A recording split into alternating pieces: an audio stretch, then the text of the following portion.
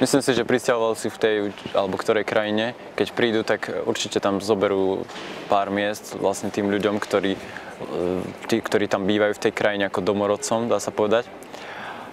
Ale zase takisto si myslím, že keď už sú prisťahovalci a už sú na nejakej oficiálnej úrovni v tej krajine, tak krajina by sa s tým mala vedieť vysporiadať. No. Myslím si, že na Slovensku je veľmi málo prisťahovalcov a že kultúrny život Slovenska nie je narúšaný prisťahovalcami. Zatiaľ, pretože ich je tu dosť málo. Takisto na Slovensku nemôžem povedať, že prisťahovalci zhoršujú problémy s kriminalitou. Máme menšiny, ale tak nie sú to prisťahovalci. Keby tu bolo možno viac prisťahovalcov, tak by sa možno opakovala situácia ako z ostatných krajín Únie, kde prisťahovalci, vlastne kde majú s prisťahovalcami problémy. Ale na Slovensku to sa netýka Slovenska zatiaľ.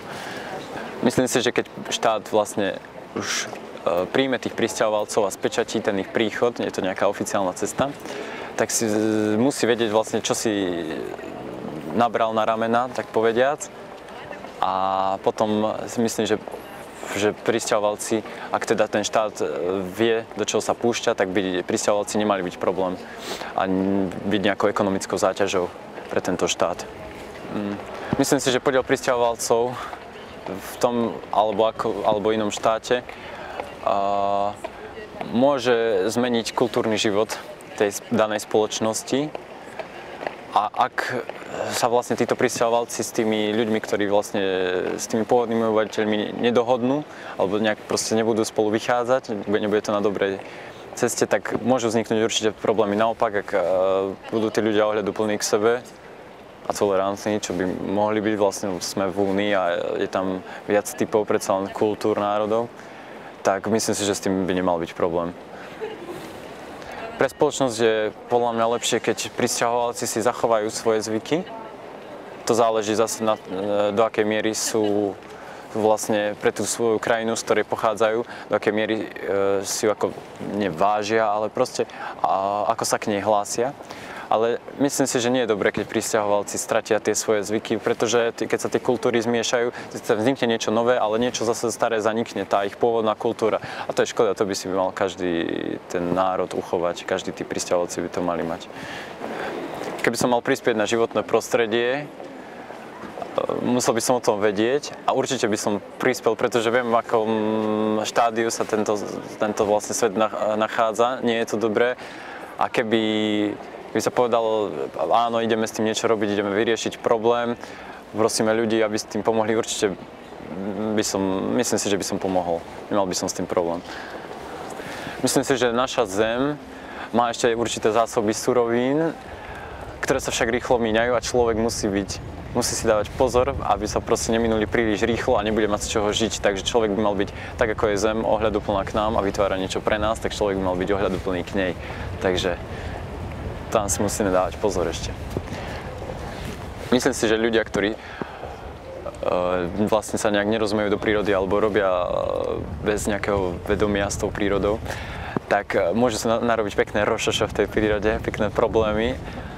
Na druhej strane človek, ktorý súcití s prírodou, trošku sa tomu rozumie a je k nej ohľaduplný a myslím si, že by nerobil nič zlé pre prírodu, takže je to zase asi vec osobnosti, no. Nie každý sa stará o prírodu, no. Niekomu je to jedno. Umie si auto v potoku a tak, takže tak ako vlastne ľudia na tomto svete niečo míňajú, teraz napríklad ropa, tak zase niečo sa snažia vyvinúť. Čiže zdroje energie, dajme tomu tej fosílnej, že sú už minuté, ale na druhej strane ľudia vymýšľajú v kuse niečo nové, je veľa projektov ohľadom tohto. A myslím si, že keď človeku keď mu príde mráz na chrbát, tak si povie, aha, niečo nie je dobré a začne vymýšľať, pretože človek v kuse niečo vymýšľa a je schopný vymyslieť nejaké nové technológie. V súčasnosti sa vymýšľa veľa nových technológií a keď niečo dôjde, tak myslím si, že vymyslí človek niečo iné, nové, čo bude fungovať. Treba však na to začať myslieť včas, pretože nebude na to myslieť, bude neskoro a potom finito. príroda sama o sebe je silný faktor, čiže tá prekoná veľa vecí, ale ak človek bude v kuse do ňu znečisťovať, ničiť ju, tak potom ak ju raz už zničí, tak už sa to nevráti. To budeme mať potom ťažké. Tak myslím si, že človek je jeden z tých dokonalejších, jeden z tých lepších organizmov, ako takých vyvinutejší na tejto zemi. A človek myslí, a keď niekto myslí, tak nadobudne možno tú schopnosť ovládať niekoho.